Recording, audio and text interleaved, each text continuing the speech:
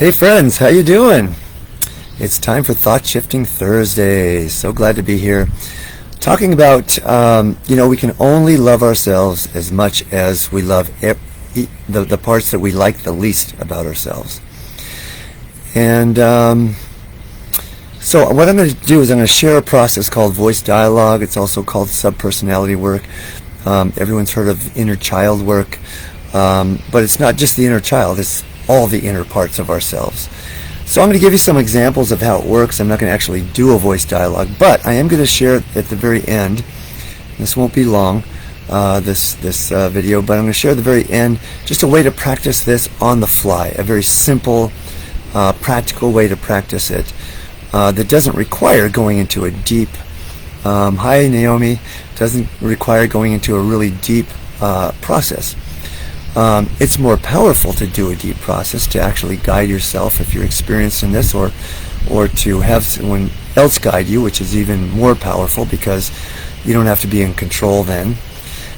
So anyway, how voice dialogue works is, and I've done this with thousands of people now. I learned this process 35 years ago, I guess, in psychosynthesis, form of transpersonal psychology that I studied for 4 years. And basically what I found in using this process, I'll explain it to you as though I were actually going to guide you in a process. So what I would say is that at some point I'm going to ask you to get an image of the part of you that you think is the problem, that's holding you back from creating the life that you want to live. And actually I usually start, and then I ask people just to, let me continue on that. So, and then I'll ask you to dialogue with it, ask it some questions, get some answers, and then role play as it. And that's where we really get some insight. What I have found is that, in doing this with thousands of people, is that in every single instance, what we think is the problem within us holds within it, at its center, the qualities that we most need to move forward and create the life that we want to live. But we don't have full access to those qualities because we think it's the problem, because we're resisting it, because we are even disowning it or denying it, right? And then what happens, this is basic shadow work, is, and this is a litmus test for whether you have some parts of yourself that are not healed, that aren't getting as much love as they need, is if you find people in the world that really, really bug you, it's most likely a projection of the part of yourself that you haven't owned. Now this is interesting because it's not really intuitive, because you might look at somebody and say, oh, that's definitely not like me. But usually it is like the part of you that you have disowned. In fact, so if I see somebody that's like lazy, and I say, well, I just hate laziness.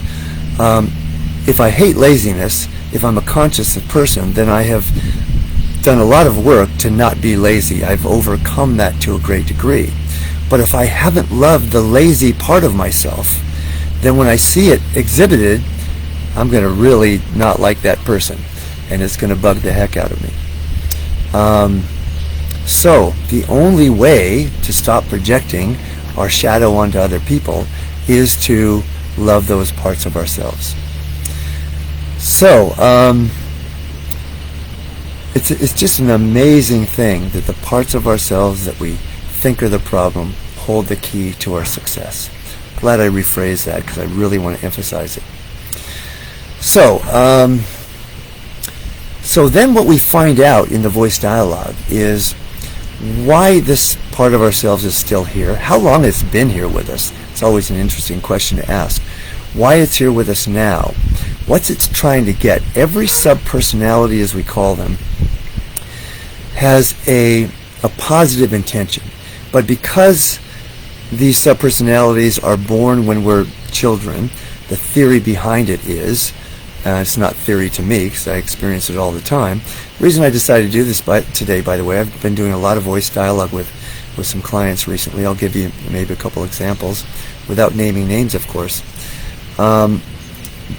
But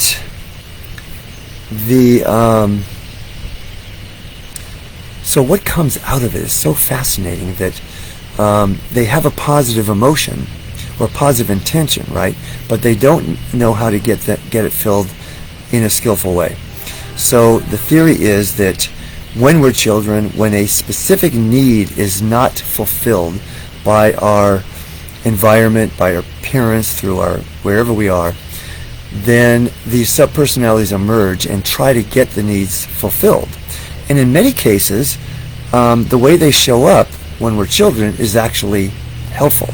So if, for example, I had a client recently that, she had an abusive father, right? And so she learned to be quiet when there's conflict, to just disappear, right?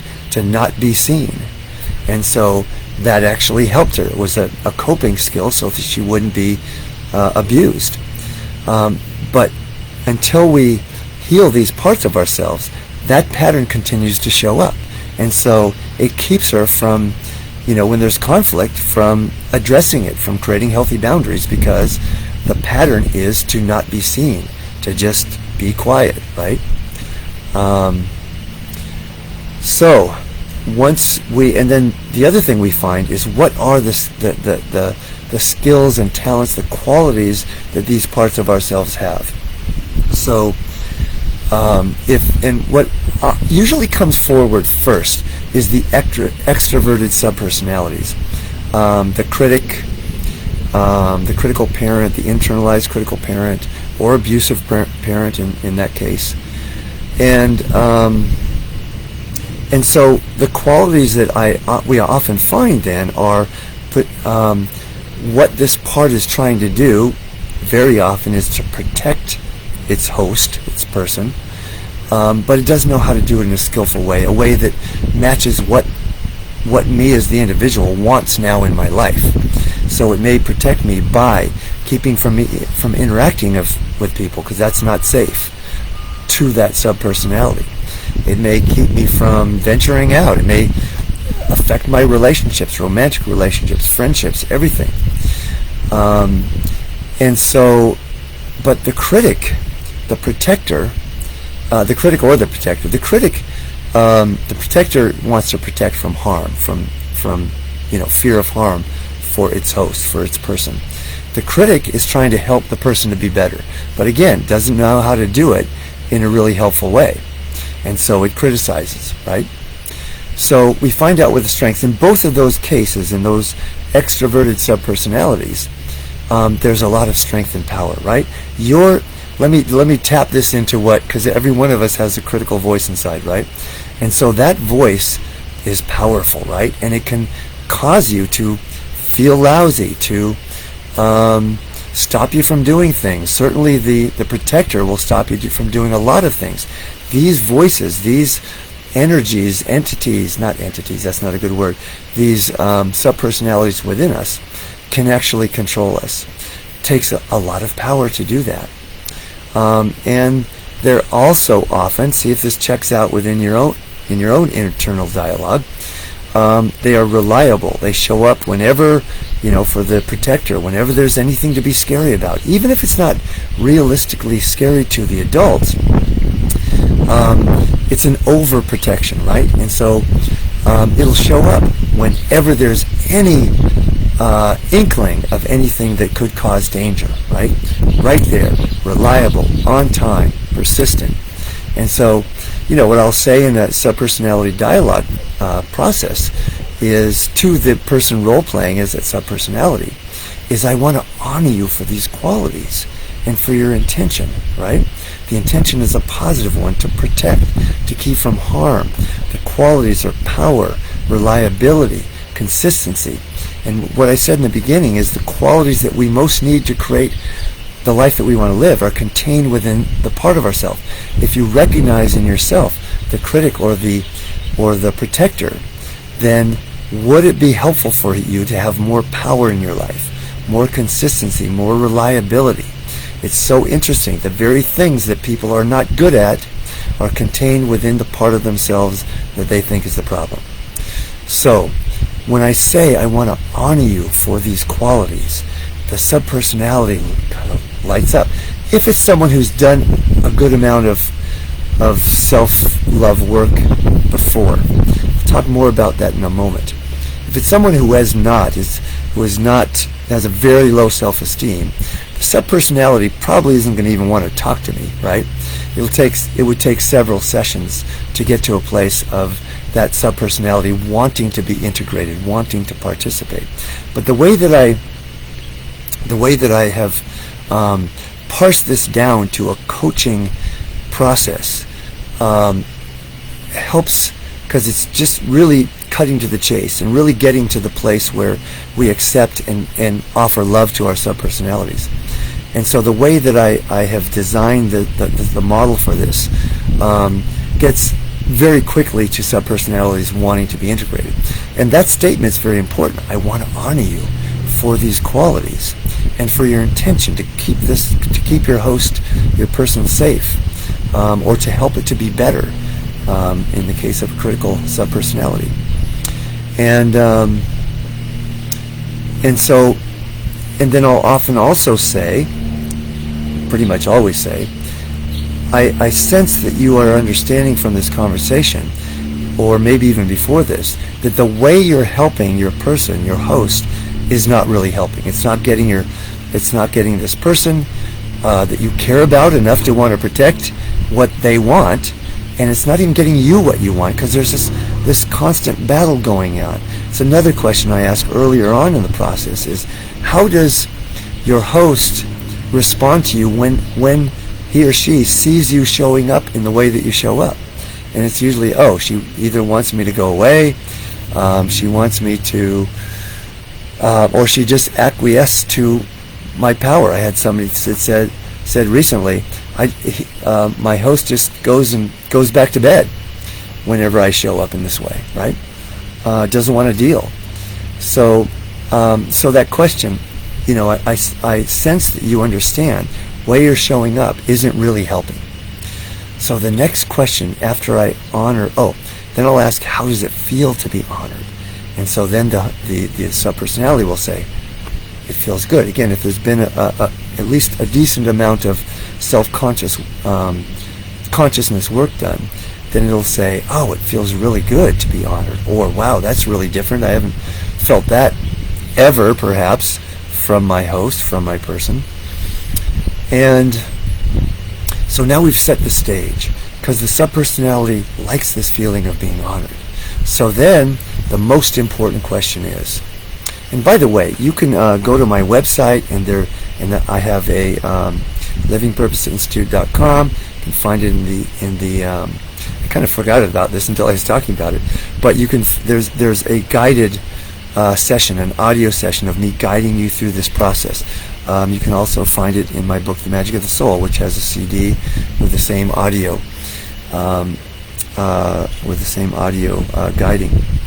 So now we set the stage. So the most important question then is, to the subpersonality, what would it be like for you if your power, your creativity, your reliability, all of these positive qualities, and your desire to protect or help this person to be better could be channeled and directed in a way that actually helps this person to live the life that they want to live, and that you would be honored for your part in that process? How would that be for you? And again, in almost all cases, subpersonalities will say, yes, I am up for that. Sometimes they won't trust that what they're going to get, that what they need to get, they're going to get it, because they haven't for most of their existence, right?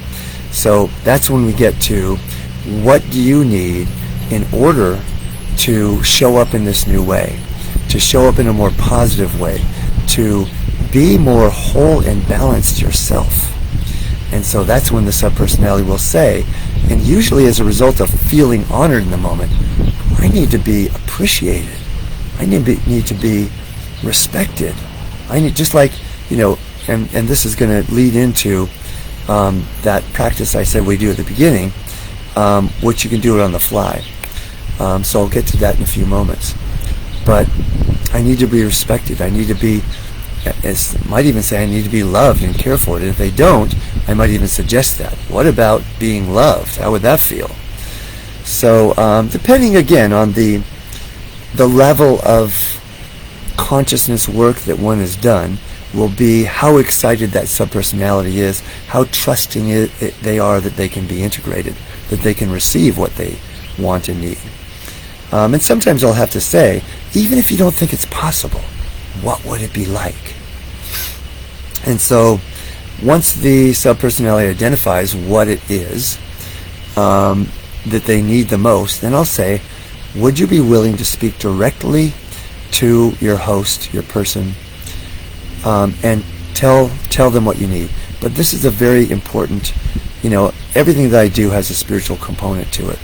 And so that's where I'll say, I want you to imagine you're not talking to the part of you that has resisted you or acquiesced to your, to your power. I want you to imagine you're talking to the highest self of your person, your host. The part of, let's say the name is Mary. The part, I don't have any clients named Mary, so I can do that. So the part of the whole of Mary that is capable of giving you what you need, capable of directing you in this new way, that's centered in love and light and power and even more power than you have, I might say, in compassion, in wisdom. And speak to that part and tell that part exactly what you need. And so then the subpersonality will speak directly to the highest self, and I'll ask how that feels to say that, and it's always, it felt great to speak that. It feels like I'm being heard for once. And then finally, hi Naomi, perfect, reliable, trust, just the reminder I needed today. Love that. And then the subpersonality, and then I'll ask the person to shift. And by the way, I didn't say that earlier. You shift spots when you're doing this subpersonality work, so you're really clear about who you are role-playing as now. So now they're going to shift to, I always like to have a standing position if possible. And I can do this by Zoom. I can even do it by phone. I do it by phone a lot of times because I don't even have to see the person to do this. So now they're standing, and now you're going to take on the presence, the wisdom, the love, the power of your highest self. And from your heart, from this presence, respond to this part of yourself. Respond to their requests. And then from the highest self, it's always about, oh yes, I understand. Now I understand who you are, what you've been trying to do, and I want us to work together. And I want to use your power, your strength, your reliability to help me to create the life that you want to live.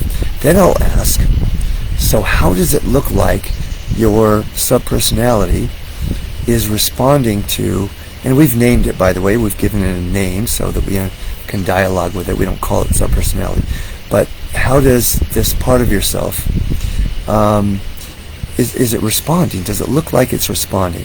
In more involved subpersonality, you might role play and go back into the subpersonality. I find that not really necessary most of the time. What does it look like? Oh, it's like lightening up. It's becoming brighter. It's shifting from I'll throw this out because it won't identify anyone, I don't think. It'll shifting from a Yeti to a Yoda, or from I had once I don't remember what it was, a gargoyle to a conquistador that had, this powerful ally for creating one's life, or from a menacing, monster to a teddy bear, and so once these parts of ourselves get what they need, they transform instantly. Now they're going to show up, and there's some follow-up to this then that I'll get to in a moment. Then I'll ask, is there anything else you want to say to this part of yourself? And then I'll usually ask, because subpersonalities come in partners. They come in pairs. So and they always have opposite expressions. So you have the critical parent and the hurt child. And so then I'll ask, okay, let's say it's the protector subpersonality. So what about the part of you that has been protected, the part who has been fearful, who was fearful of the abusive or critical parent. What does that part need? And then you'll dialogue with that part and give it what it needs as well. And then you'll do a final like group hug or hug the parts that want to be hugged, and that's a big part of the integration. And then the action step that comes out of this is the next time this part of yourself shows up in the way it used to, because it's been a lifelong pattern, how will you respond differently as the expanded self, the highest self? And that's how the work moves forward then and becomes very practical. So it will be, instead of resisting it or pushing it away, now I'm going to embrace it, I'm going to invite it in, I'm going to ask it to help me.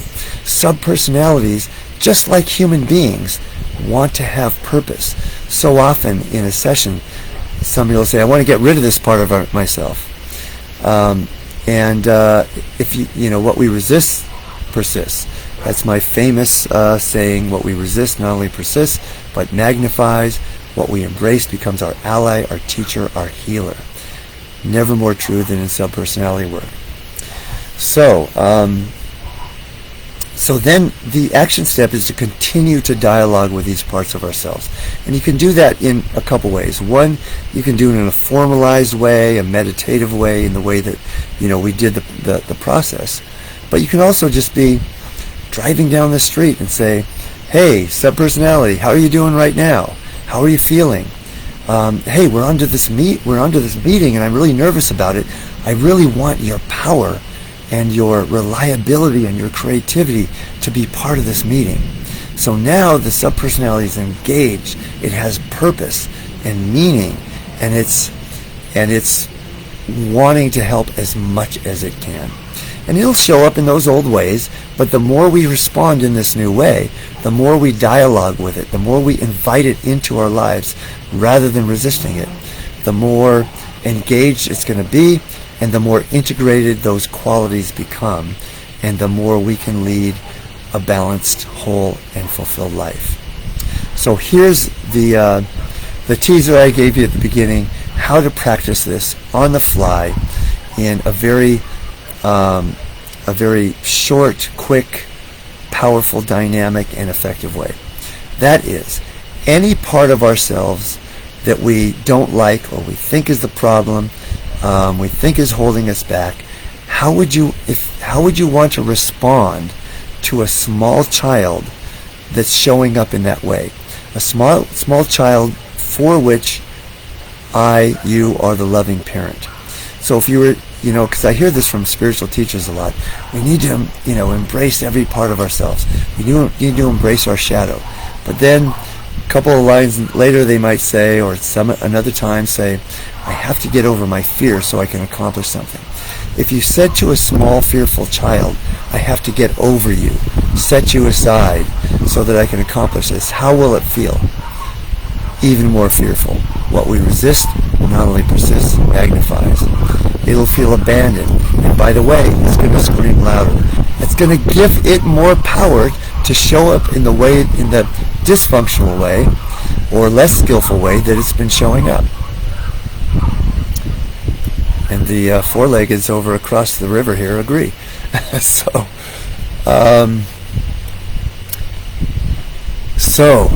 how would you want to show up?